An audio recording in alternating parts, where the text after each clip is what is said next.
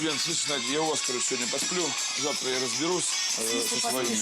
Ну, потому что меня Марина выгнала. Давайте, за Ну, мы-то не против, просто мы репетировать хотели. Ну, сейчас уже 2 часа ночи, завтра, короче. Да, уже 2:01. Да, Все сразу нормально. говорю, чтобы не храпели никто нафиг. Да я обычно не храплю. Никто не жаловался. Я боюсь с вами.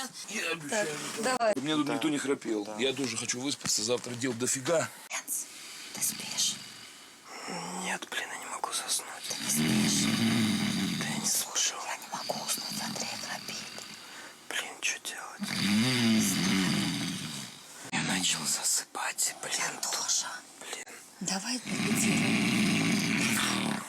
Я начинаю. блин, это невозможно. Тихо, тихо.